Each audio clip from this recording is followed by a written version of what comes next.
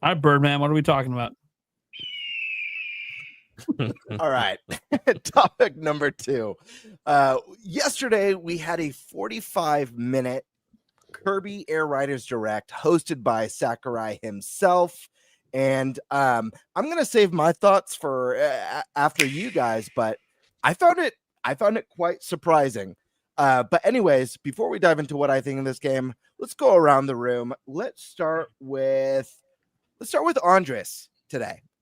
What were your thoughts on the Kirby Direct? Did it sell you on it? Were you impressed, disappointed?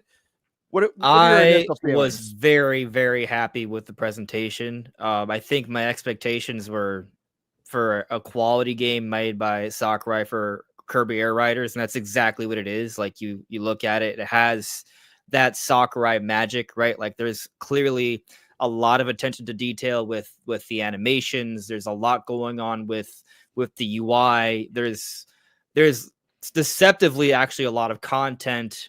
But at the core of it, right, the gameplay still maintains a very simple format. And maybe this is where the game kind of loses some people at face value. If you don't kind of realize it, it may seem overly simple, but it's simple. But like Smash Brothers, it's very complex at the same time, right? And so, like, I look at this game and I see how fun it can be, right? Knowing how Sakurai likes to do things. And, like, there's a speed to it, there's a flow to it. And it's not just a racing game. It's an action game. I'm just so into it. And I see a lot of potential with this. I really like, there's a lot of things I really like, but one thing that really stood out to me is they showcased that when you finish your race online, you just go straight into the next race, even if other people are still racing. And the same thing with city trial. People are still in the middle of their city trial. You're already in the next one, waiting in line, right? Like, so like, think of it in the context of Mario Kart. Let's say you lap somebody, they're still on lap 3. You're starting your next Grand Prix. Like that's the concept. And I think it's so amazing. And I also find it really interesting because with Smash Ultimate, or just Smash games in general, the online's been kind of a problem. So, you know, hopefully it's not a problem. It's not here, but it kind of looks like they've done some really cool things with that. It looks like they've really positioned this to be a really highly replayable game. And I mean, I'm all aboard the hype train for this. Like I'm riding that warp star to whatever sort of alternate dimension with dark matter and space aliens Kirby has to offer. You know, Gamebird, if you're talking, you're muted. The hell did you just say to me? He was intentionally muted. Yeah. Andres, what were your thoughts on that after like the tail end of the presentation when it teased like it was almost like a Smash character reveal? It was really neat. Yeah. What were your thoughts on that? Did you like that or? I did, because it did look it was very much in the same exact style. I mean, like a lot of this game almost feels like a sequel to Smash Brothers, which is totally it's just the neat. menus and stuff. And the menus, the visuals, the announcers actually in this too. I don't know if you guys noticed that. Like when you pick up a new craft in City Trial, you hear the announcer like announcing the other craft. Like it sounds just like a Smash announcer. Like this just feels like Smash Brothers. But it's not Smash Brothers, right? Like, and that's the thing with like a lot of Sakurai games. There's kind of like a lot of elements that sort of carry over, specifically with the menus. But sticking to that final cutscene, I liked it for several reasons because it's clearly they're teasing at least one more character, right? I think there's actually going to be several other characters if you look at like the roster screen, but clearly that's another character. But how do we unlock that character? Is this going to be like in a story mode, possibly? As for my theories on the character, I mean, I feel like it has elements of King DDD. Like you look at the crown, you look at the gloves, but it's also has elements of like of dark matter. It's like a recurring boss in the Kirby series. So it might be like some sort of fusion of that. And I had this crazy theory that maybe like there's some sort of setup from Star-Crossed World, which is the expansion coming to Kirby later this month. Oh, cool. Yeah. Right. Like what if there's like an alternate realm where dark matter possesses King DDD and that's the final villain of Star-Crossed World and he's in Kirby Air Ride. That's just a wild theory. I'm not saying that's true, but I don't know. I mean, maybe there could be like some Forgotten Land Star-Crossed World characters that will be announced later for this game. Hell yeah. All right, let's bring it on down to Action Jack. Initial thoughts: hyped, not hyped, disappointed, surprised. What are your feelings after watching this one? So coming into it, was familiar with Kirby Air Ride, but never played the game, never seen anyone really participate in it other than a few speed runs. And of course, speed runs are going to look drastically different from how anybody else will play it. But going into it, it was, I was open-minded. When I saw it, this is a day one purchase for me. Like you mentioned, the simplicity is there, but there's still strategic matters within the simplicity. And that's what I love about Sakurai, because he takes the time to go into detail, and you can come away saying that you're still confused about certain things, but if you watch it back, he went over more than enough for you to kind of get a handle on what this game is about, while also showcasing it to you by playing one lap match or even going into city trials. So I know the big hype is city trials, so that's something that I'll jump into immediately. But I also want to see if we either go into everyone trying to learn how to play this game, or we get a ton of YouTube videos saying this is the best machine, this is the best rider, and then you see 5 or 6 of those on the same map, opposed to people just truly trying to test it out. But I hope it's balanced. Me too. I really do, because Yeah. Mario Kart World is already showcasing that everyone watched the same YouTube video and showed up with the same characters and the same carts. But with that, I'm super hyped for the game. Definitely something that wasn't on my radar at all. But looking forward to it. Yeah, it's definitely a day one, even with the $70 that I didn't anticipate. But it's definitely a cop for sure. Hell yeah, man! All right, Kiwi Talks. What are we thinking, brother?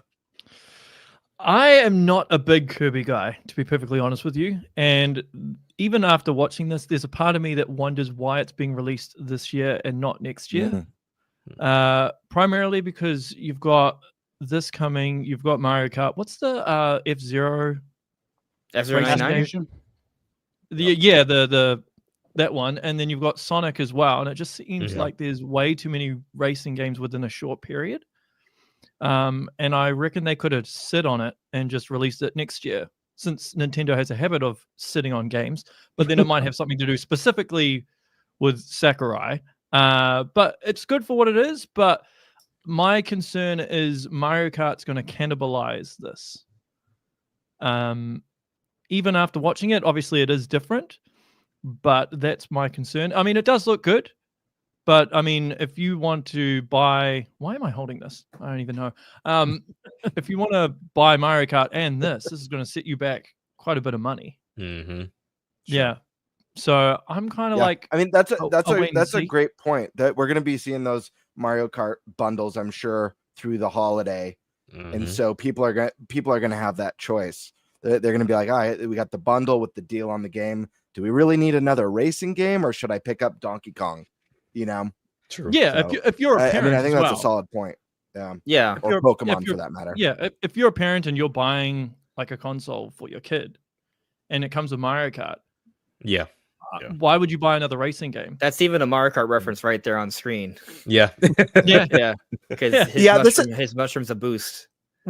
We reacted to the Switch 2 reveal and the Switch 2 Direct, the first Switch 2 Direct here on the podcast, and that was one of the things that I commented on, that like, while it's cool that we're getting a Kirby Air Riders, I did find it unusual that we saw it in the same Direct, coming out in the same year as the biggest kart racer of all time. And I fully understand that this is a different type of game, but it still at the time felt like an odd choice. And I do agree with that sentiment, that it's still, I mean, I echo what you said, Kiwi. Part of me does feel like I'm surprised that this isn't a 2026 thing, given we're going to get the first holiday with Mario Kart. Yeah. And like, obviously I don't want to go down and spiral out of control here, but like, part of the reason, like when I get intel from game devs, I don't seek out that stuff a lot of the time. But when this got announced, I specifically reached out to my source because I couldn't understand it from a business perspective and from a monetary perspective, because I thought one's going to cannibalize the other, which is precisely why I reached out to my source and said, hey, why is this even happening? And he didn't know. And he's like, I'll have to go away and find out. And then that's why I revealed the information about, the negotiation tactic and everything, which turned out to be incorrect. But that was the whole reason why I went down that path anyway, because Can we circle back to that? Yeah, we can circle back to that. Because I was thinking it was you who said that you had heard that they use Kirby Air Ride to like negotiate another Smash project. Was that what? Yeah, that's right. Yeah, that's right. okay. And the source is because I reached out to him and I'm like, hey, well, Sakurai said that that's not the case, but he's saying that it still is, and it's just like a PR move, right? So like 100%. I don't. Yeah, I think I don't one of the believe things him where now, to be honest. But you don't believe it. no, you're not- no. yeah. Well, I mean, I was skeptical in the first place. Usually, because in previous cases, like everything he's told me behind the scenes has been true, right? And the recent DK one, I won't spoil anything, but that came from him. So I had no reason to doubt him. Sure. But in those cases, he's like, I don't want to say he's directly involved, but he's kind of connected in some way with this because it involves Bandai Namco. He's going through different people. And even when he told me, there was a part of me in the back of my mind that was thinking, how would you have access to high level information like this? Right. But I chose to trust him anyway. Sure. Yeah. Clearly, maybe it is a PR move. Maybe it's incorrect information. I don't know. Right. So what I think it is, and I like saying this a lot, it's not that it's wrong information. It's just perhaps inaccurate interpretation of the information. Because I feel like a lot can be lost without context, and sometimes there's just several angles. Like, so for example, Sakurai says that a few key, executives asked him to make Kirby Air Riders, but maybe context is missing. Missing is that they've probably been asking Sakurai to make a whole bunch of projects, and he only finally agreed to do Air Riders, but they ask him to make something every year. Could well be. And I will say that my source is Japanese, so. Sure. We're having to use a translation, possibly of a translation. So, right. So things get lost for sure. Yeah. All right. So well, that could be another. Yeah. I wanna jump over now to Thunderstash to get your thoughts on this direct presentation for Kirby Air Riders. Oh wait, sorry, Prime. I didn't see your hands. So you can go to Thunderstash next, but I just wanted to comment on that. One thing I was thinking about today. Well, I was reading, what the original thing you said, your source said, Kiwi Talks, and then how they're doubling down on it. I kept thinking about what they said. That's not something that would ever get said publicly by Sakurai. 100%. No way. Yeah, that will never ever be. That would ever get out from Nintendo or Sakurai. Like that's not like so. Like he could, because like you said that he doubled down and said something like, that's not the what he said in the video is not the full story. Well, no shit, because this is if this is true, literally you would never know because they're never going to admit. Like Sakurai and Nintendo are never going to be like, oh yeah, he said he'd make a Smash if he can make this one first. Like that's not like something that would ever get admitted publicly. No way that they'd ever talk about that. All right, Ever. so hear me out. This is what happened, right? So there was no lies said, just not the full truth. So he was asked to make Kirby Air Riders if he also makes Smash Brothers. Maybe that could have been it. Hey, they asked me to make this, and they'll pay me if I also make Smash. I said yes. He just leaves out the Smash part. I also wonder if there's any truth to that story. That it's like they asked him during the Switch 1 era while he was making DLC for Ultimate. Maybe they thought he could make the game while doing the DLC. Probably. I then don't he know, could man. Smash for the end of the gen. But then he told them, like, hey, no, like how I make games, I can't do that right now. And then he got to the end of the DLC, which then they probably wanted him to go start working on a Smash for Switch 2. But maybe he's like, oh, actually, now I'll do Air Riders, then I'll do Smash. And it's like, that could have been how this went down. Like he was asked, then also said, hey, I can't yet. But I can when I'm done with this, even though you probably want me to pivot to the next thing. But hey, let's, so like, there's a way that all of this could be true. But in the end, Yeah. I think also Nintendo is very understanding of developers and them needing to be creatively challenged. Like you can't make someone work on the same franchise or the same game essentially for 10 years. Like we're all creative people, right? Even if you asked us to do the same thing over and over for like 10 years, you'd go insane. You know what he wants to do after the next Smash game?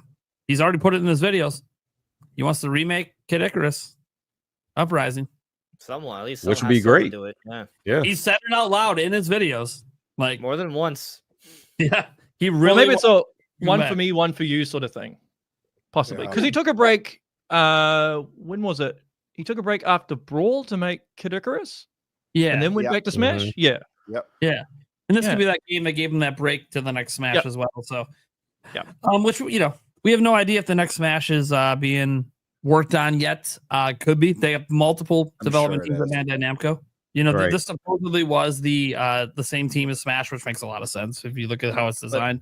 But So something I brought up in my video today. I don't know if you guys have seen the story, but this game is 25 gigabytes in file size, which I think technically makes it the largest file sized game from Nintendo this year because Mario Kart's not even 22. it's the largest ever for Nintendo. isn't that just an estimate though? Is that confirmed yet? I don't think It's it was. on I mean, the it's on on the Nintendo's website. It's the eShop. It's their own estimate, but it's probably close to accurate. Well, it's probably all the cutscenes and stuff. I'd imagine. Yeah, I mean, Pre-rendered I cutscenes. just think like you look, Mario Kart World's a 4K. massive game with tons of songs and stuff, right? Like my only point is like I'm not trying to say that Kirby Air Riders has more content than Mario Kart World, but because you look at a file size that doesn't tell you that much because there are games that are 100 gigabytes you can finish in 10 hours, But when you compare it to other Nintendo games, like it's just kind of interesting that it's that large in size, and we know it was with. You look at the Smash games that Sakura's responsible for. There's a lot of like little things in there, right? Like there's a lot of character costumes, there's a lot of like stickers and songs, and so all those things kind of stack up. But I only bring it up because I feel like it's literally hard proof that this game is not small, right? Not trying to say it's bigger than Mario Kart World, but there's got to be content in here. Is my point. And I think part of the conversation about this game is that it looks really shallow, and I don't think it actually is. That said, I also don't think it's as big as a project as like Smash, right? I think this is kind of like what would you call it, a B tier title or something, right? Like, but it's something that it probably didn't take them 5 years to make, and so there can be a quick turnaround, and they can probably work on Smash shortly after this. I reckon Prime 4 will be way bigger than this as well. File size wise, Yeah. I reckon it'll be like 40 gigs or something. maybe because of those high detailed textures. Yeah. Well, Metro Prime 4 has a lot of high geometric detail. So, and you're talking like 4K sort of thing. So, like this game as well. Like the reason the file size could be bigger is because they have 4K textures. well, the art style looks quite simplistic. But It the doesn't look like textures there's a lot of 4K. there's not a lot of geometric detail within the art. Yeah, but with Kirby. So I bring this up because I don't deal with textures per se. I deal with images.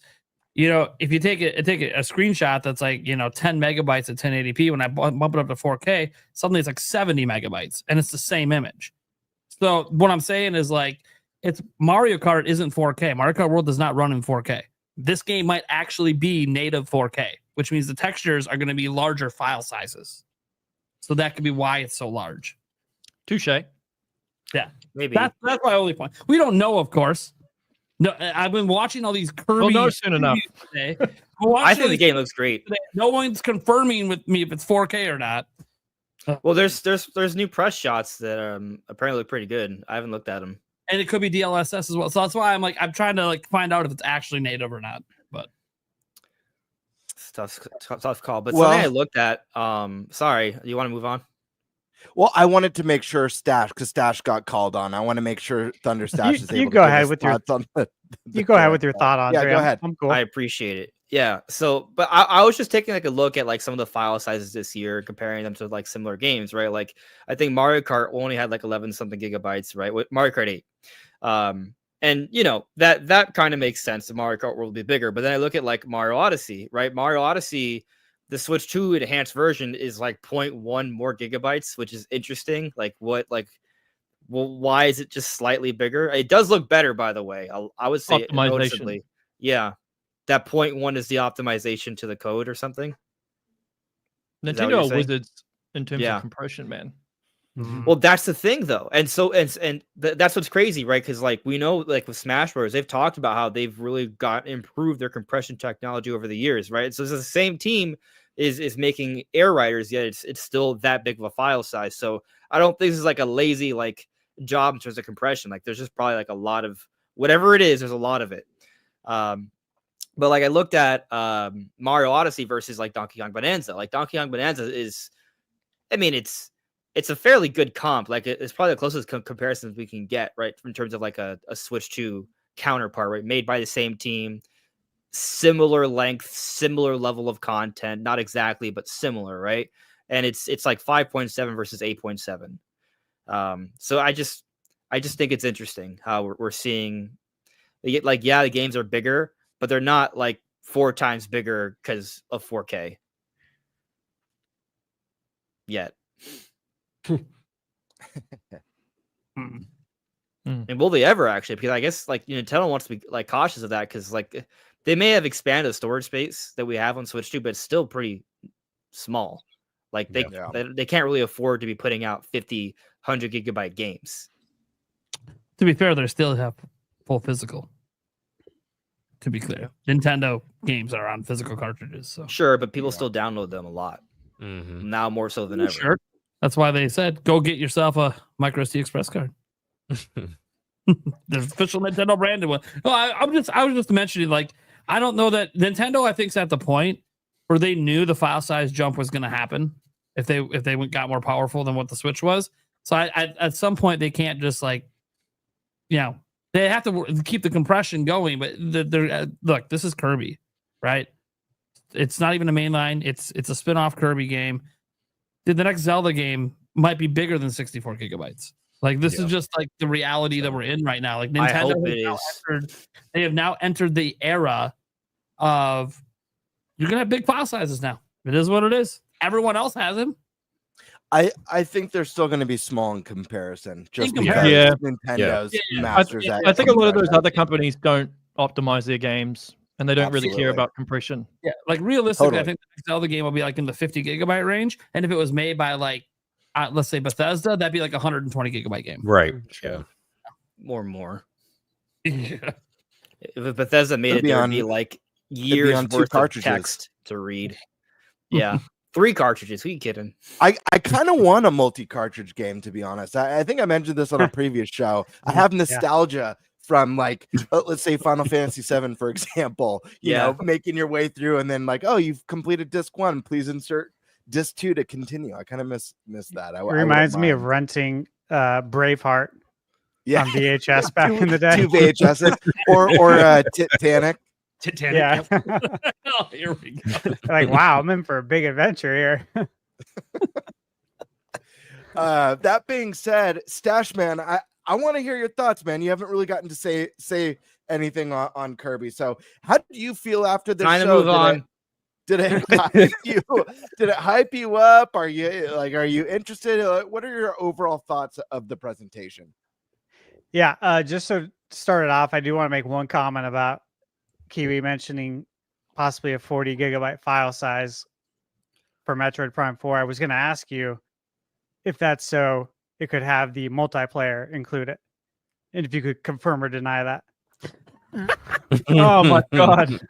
I'm just kidding. The Q&A's not yet, Dash. I know. I'm just kidding. I was going to throw that in earlier. Okay, so there goes my first question. You guys saw the rating, right? Okay, I'm sorry. I'll go. Yeah. We'll get to it. That's the last topic, guys. So, Kirby Air Riders. Yeah, I played Kirby Air Ride on GameCube. You know, obviously this looks significantly better, but to go into detail, I would say it's probably in the actual details. This looks like it has considerably more content than Kirby Air Ride. Of course, I appreciate the level of detail that Sakurai goes into with, any of his directs. He's very good at explaining the whys, and coming from management, background and training, I'm very big on explaining the whys. So like he speaks my language and I really appreciate how he talks. Right. And so you can get a lot of detail from all of this, and, the gameplay footage, it looks good. It looks like there's a lot of variety here. One thing that I like is all the different machines Sure. and how, depending on which character you use, the stats are going to change as well. So the actual combination. So there's a lot of strategy in actually figuring out which machine and which character you're going to pick, because I could be Kirby and pick a machine, and you could be King DD and pick a machine, the same one, and that machine itself is going to have different stats. And he made a point to talk about that, which I thought was interesting. But looking at the gameplay footage, what we just saw, I don't know about you guys, but all these little mini games that I'm seeing, the stadium events, I mentioned this during the live stream when Nate and I were doing it, and it's like, dude, I'm getting a little bit monkey ball vibes. Like, right? Like with the monkey fight, monkey target. I see where you're coming from with that. Which to me is a good thing. I love Super Monkey Ball. The mini games are very fun. So I also correlate Monkey Ball with GameCube era, which is also same. Kirby Air Ride. So exactly. Yeah. Is the era where there's a lot more focus on in-person couch co-op multiplayer. We're coming still from the N64 era with the 4 controller ports being one of those big selling points, and it still was with the GameCube. And this just looks like a lot of fun. I like that there's more detail. I like that the actual gameplay mechanics don't feel so surface. It feels like Sakurai made a point to make the gameplay actually deeper here. And so overall, I'm hopeful. The orchestrated soundtrack was another plus. Yeah. Now I haven't listened to it yet on Nintendo Music, been super busy, but I'll probably listen to it at some point, maybe even on the flight on the way to PAX. Maybe I'll throw it on and catch some of the tunes before we actually go play it. But happy with the orchestrated soundtrack, the deeper controls, the machines. I like that you can hold 2 items this time. That was one thing that I noted down that I thought was cool, that was different from the original game. The multiple characters, I think it's good that they have all the lessons as well in the game for the training, because again, I think you just pick up and play this game, right? But if you focus on all the different mechanics of the controls, it becomes a lot deeper. Like any of us can pick up and play Mario Kart right now. But if you learn how to power slide and you learn how to jump and ride on the walls, right? It completely changes the game and becomes that much deeper, and it's no longer this surface experience, right? It's a lot deeper. So it really comes down to, what are you willing to put into it? Do you want to learn all of this stuff? Right. Is the game fun enough for you to want to learn all of this stuff and get good at it and play online, right?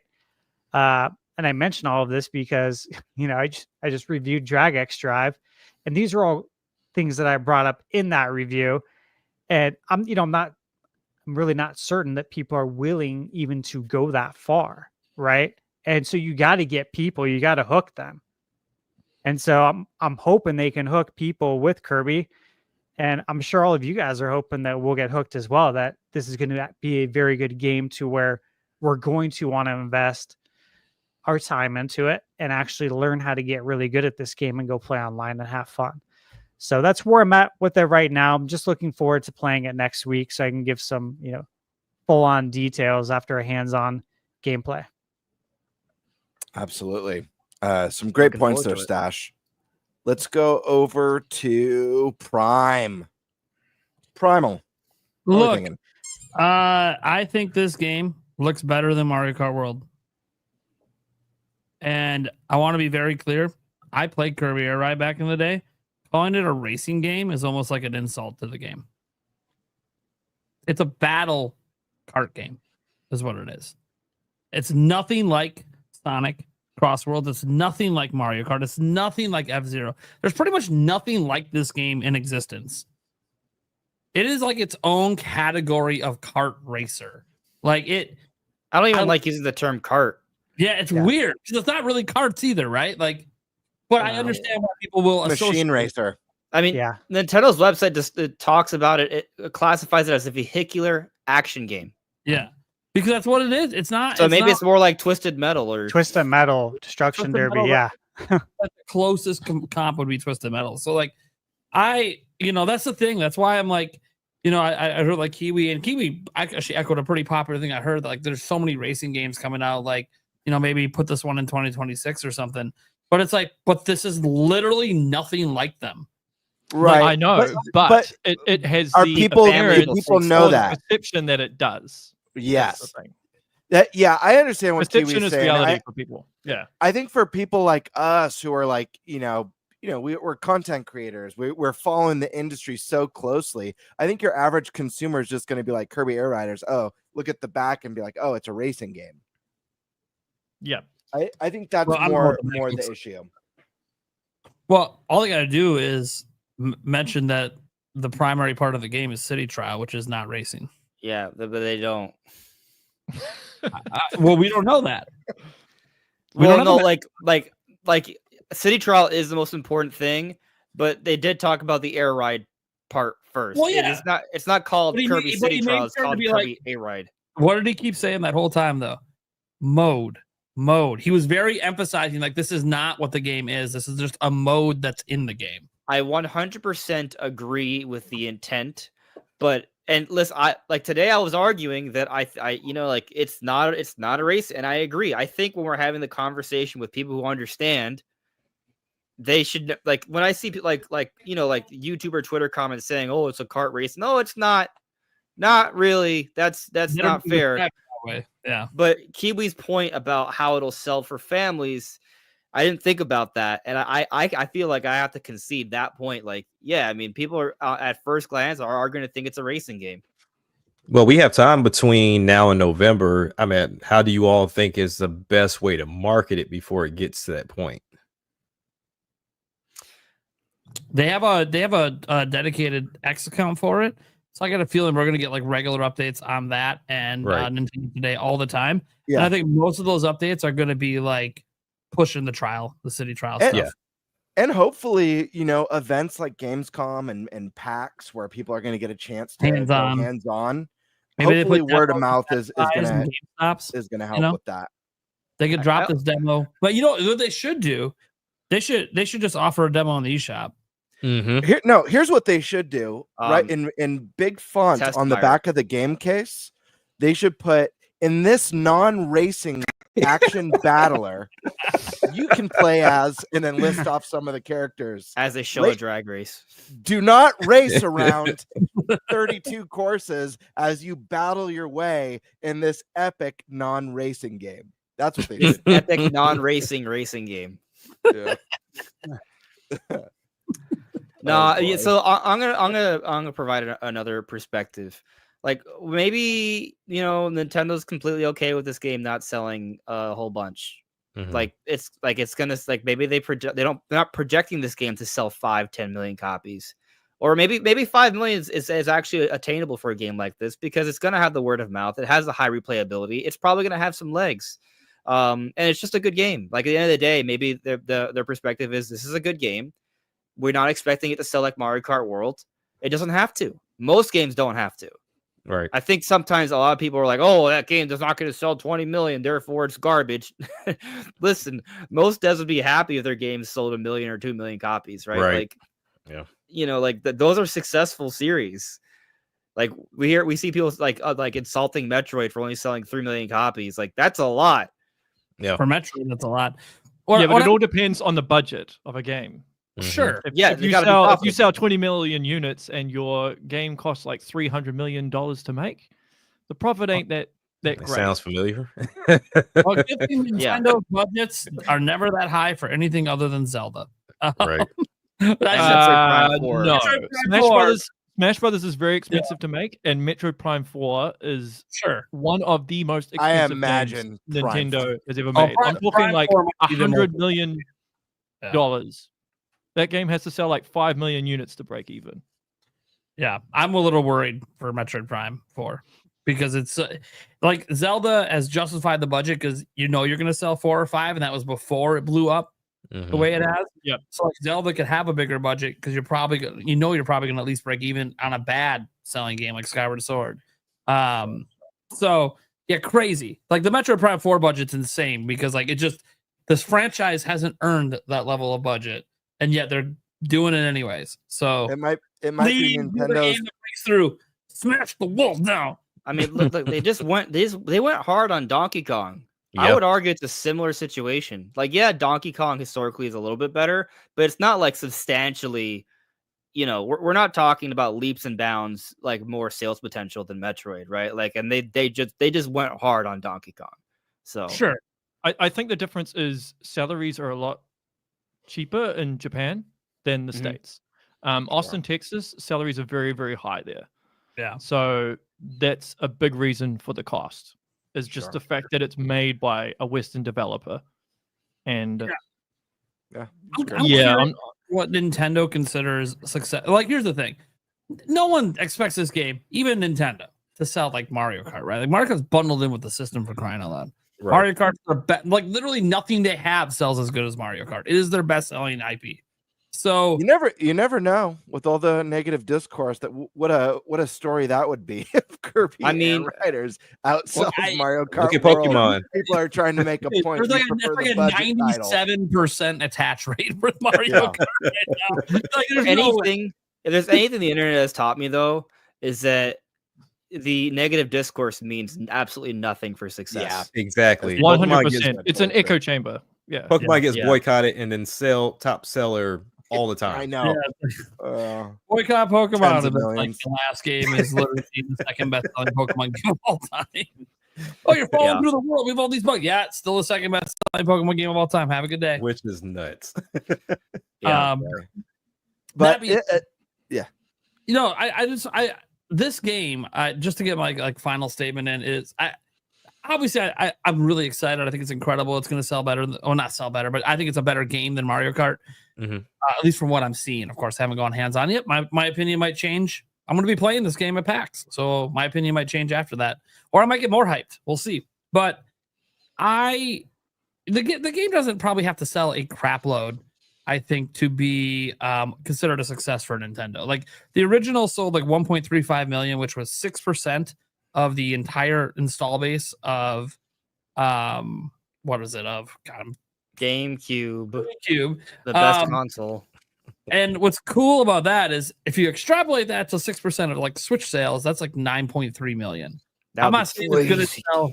I'm not saying it's going to sell 6% of the Nintendo Switch 2's install base, like long haul, the lifetime to date or whatever. But I do think that, it's probably going to end up moving.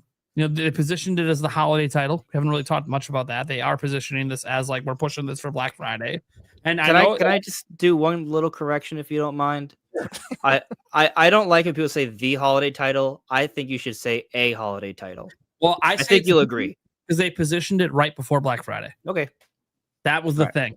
They always position one game right before Black Friday when the system's going to sell out. This is the game they positioned as. This is the newest thing when you come to our store. Anyway, that's what I mean by that. Obviously, we know holiday titles are basically anything that's released from October through like December, even. Right. Like, we know that. Like, Pokemon's gonna be the best seller probably for Nintendo this holiday. We know that. Probably. That said, I think it's interesting because they positioned it for the Black Friday game, and I kind of think that this, I don't know what it's going to do at launch, but I think long haul this is probably going to sell at least 3 million, maybe more. I think it's important to note quickly that Kirby is more popular than it's ever been. Yeah, and I think the Sakurai effect will play a part. People will buy it because of Sakurai's prestigious name that he has. Yes, and I think that's the thing. Like 3 million, to me is like what I kind of feel like the minimum. I don't know if it's going to outsell something like Forgotten Land long haul. I could see this game hitting 5 mil. I could see this game hitting 5 mil. Depends if it's evergreen. Like that's the thing. Online city trial. Like I don't like. It's a tough call. Will it be evergreen? That's the real question. If it's evergreen, this is a 10 million plus seller. If it's evergreen, if this game is a complete blast to play, the different game modes, I think it will be somewhat evergreen. I don't think it's going to be evergreen in the way that Mario and Animal Crossing have been, but I could see it being slightly evergreen. If it does, DLC. Yeah, I'll say there's 3 factors. City trial map. There's 3 factors that this game has going for it. Like you said, Sakurai, he's right there with Kojima, where people will go and purchase the game for the name. It has the online presence to where you do have creators like Rogers Base that really loves this game. So they're going to showcase city trials where most people didn't even know existed on the first game. And then, of course, you have the longevity of it to where Smash, this could get Smash type DLC. Smash had a lot of DLC where I feel like Sakurai did not have to do everything that he did for that game. But yeah, it could get to that point.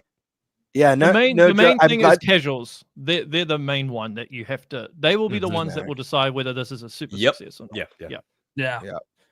Action Jack, I like that you mentioned Smash because there was a brief moment like when I knew at the end they were going to tease a new character.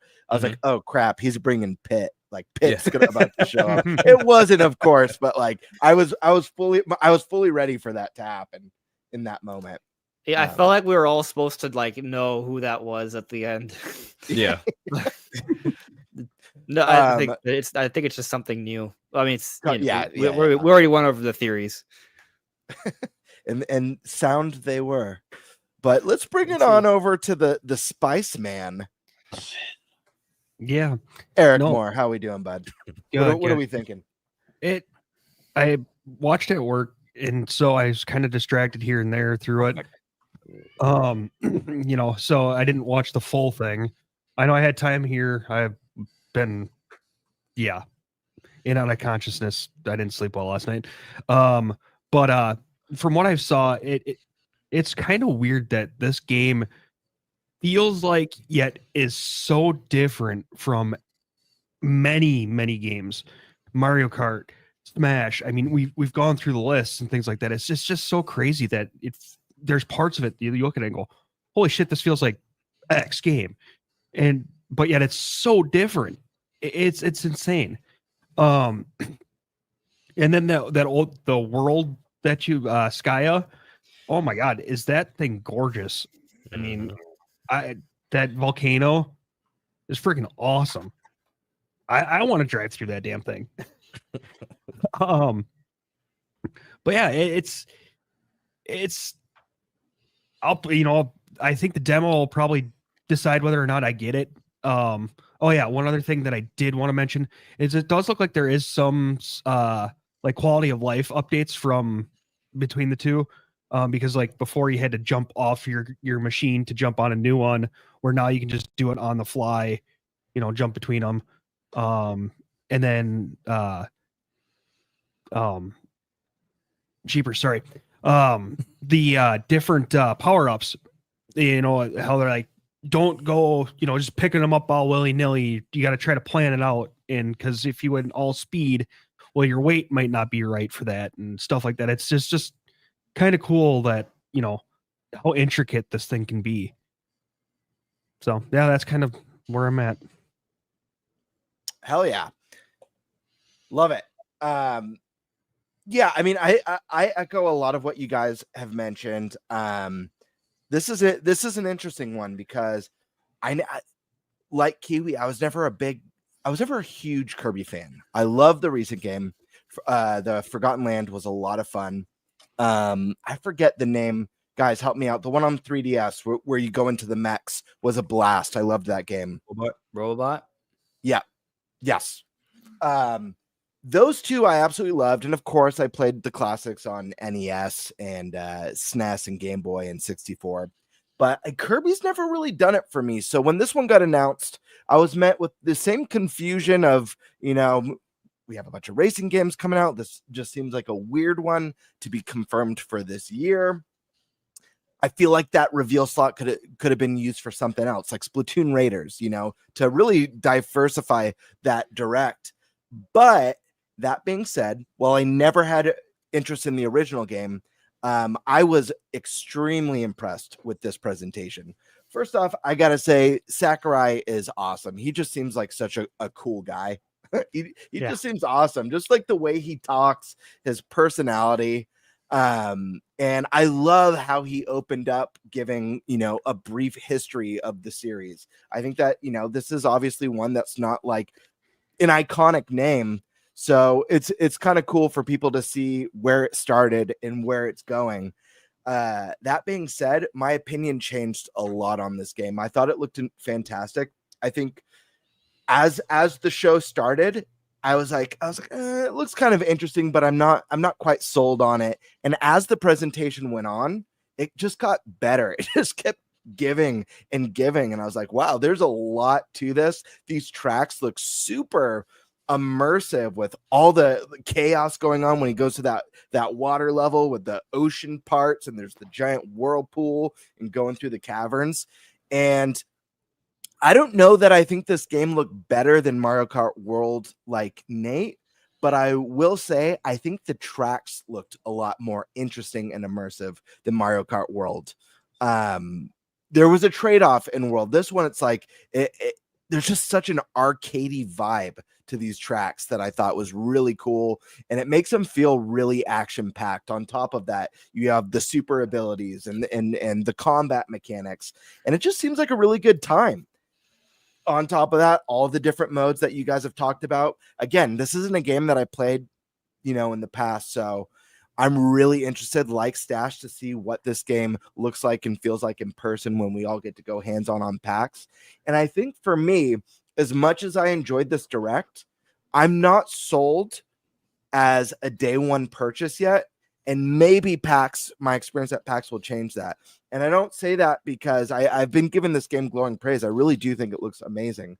And I say this with fully understanding that it's not just a kart racer like World or like the Sonic game that's coming out.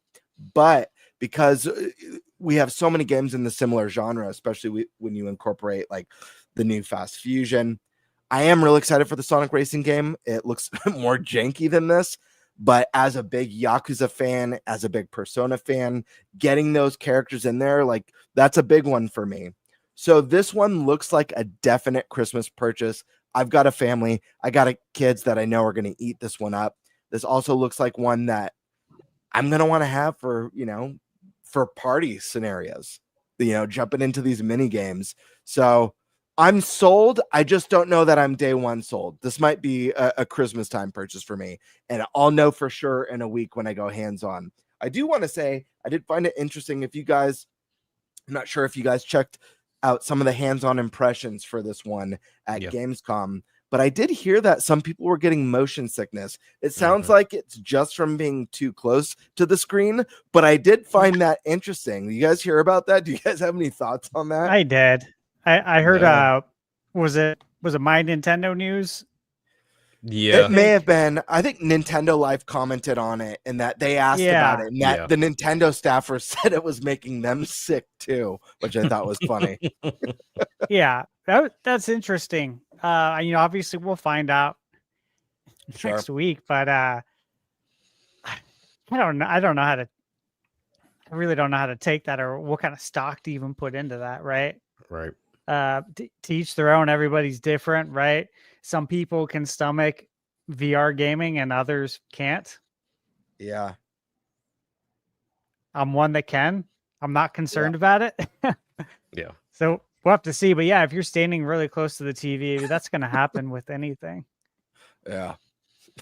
It looks like there's a lot of flash and animation taking place on the screen at the same time. So I can imagine, like, even coming from my VR side of things, like, it can happen very quick. Especially those TVs look like they were in the 60-inch range, if not higher, and you're right in front of it. Mr. Pino in my chat, I'll just throw this out there. He did mention that Felix also got motion sickness from playing Donkey Kong Bonanza, just to give you a little bit of insight. Yeah, he did. Which, again, it's never something that entered my mind, right? Yeah, that's interesting. Also, Bonanza has a setting that you can like turn a certain thing off that I think fixes that problem. I think it's I can't remember what it is because I never got motion sickness, but there's like literally a setting in there to turn something off that causes the motion sickness. Oh, okay. But anyway, I remember. The only reason I say that is there was somebody in my chat on a stream that was complaining about it, and I mentioned that setting to him, and then it's just something I googled up, and because I didn't even know it existed, and it was never talked about. I wish they would have advertised that there was that setting existed. They turned it off, and then all of a sudden the motion sickness went away. So I was like, oh, okay, well that's what's causing it. Interesting. Interesting. But yeah, final thoughts on this before we move on to the next topic. I'm really excited to play it. Again, I want to double down, and I love how immersive and intense some of these courses look to be. Mario Kart World is pretty mellow. My favorite course in Mario Kart World is Rainbow Road.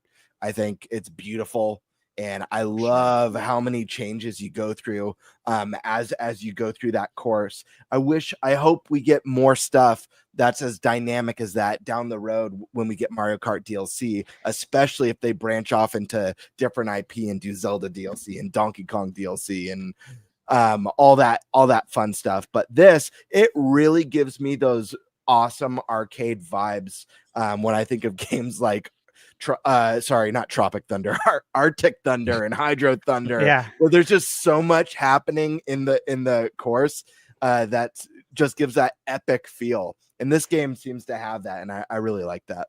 Game Bird. Yeah. I was gonna say, are you planning on playing Sonic Racing Cross Worlds? Yes, because I was talking about that earlier. Everything you just said is that, because I Yes. played in the beta for it, and that's exactly what it's like.